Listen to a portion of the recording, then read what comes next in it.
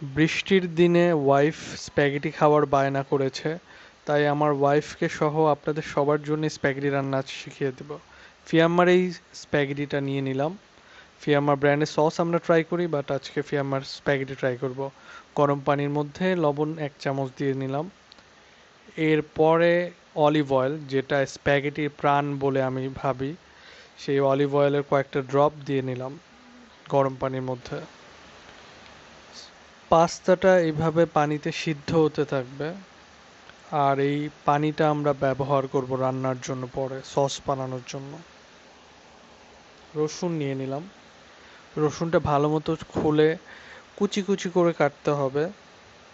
যত বেশি কুচি জিনিসটা তত বেশি পরিপূর্ণ হবে। তেল গরম করে নিয়েছি, তার মধ্যে এই কুচি রসুনগুলো দিয়ে দিলাম। এরপর এই কুচি রসুনগুলোকে এই তেলের মধ্যে আমাদের ভাজতে হবে। সোনালি বা বাদামি কালার আসার আগ পর্যন্ত এটা ভেজে নিব। ভাজা হয়ে গেলে এরপর আমরা এর সাথে অ্যাড করব চিলি ফ্লেক্স এবং পাস্তা সিদ্ধ হওয়া স্টার্চ যুক্ত পানি, সেটাকেও আমরা অ্যাড করব এবং ভেজে নেব কিছুক্ষণ। এরপর আমরা অ্যাড করব রাগু পাস্তা সস। মূলত আমরা পাস্তার সসটা বানানোর চেষ্টা করছি এখানে। ড্রাই পার্সলেও নিয়ে নিব এর সাথে, যাতে স্বাদটা আরও বেটার হয়।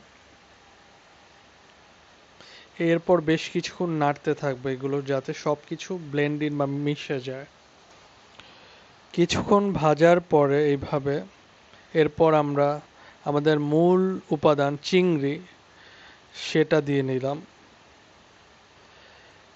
চিংড়িগুলোকে এর সাথে মিশিয়ে পাস্তা সসের মধ্যে এরকম একটা টেক্সচার বা কালার চলে আসবে বেশ কিছুক্ষণ নাড়ার পরে। এখন আমাদের পাস্তাটা দেওয়ার সময় হয়েছে। এই পাস্তা দেওয়ার আগে 1/2 চামচ লবণ আরও অ্যাড করে নিব। এই যে আমরা পাস্তাটা দিয়ে দিচ্ছি এবং পুরো জিনিসটাকে মেশাতে হবে এইভাবে স্পুন দিয়ে। অনেক ক্ষেত্রে 2টো স্পুন দিয়েও আপনারা ট্রাই করতে পারেন, যাতে এটা সম্পূর্ণভাবে মিশে যায়। এই যে হয়ে গেল আমাদের পাস্তা।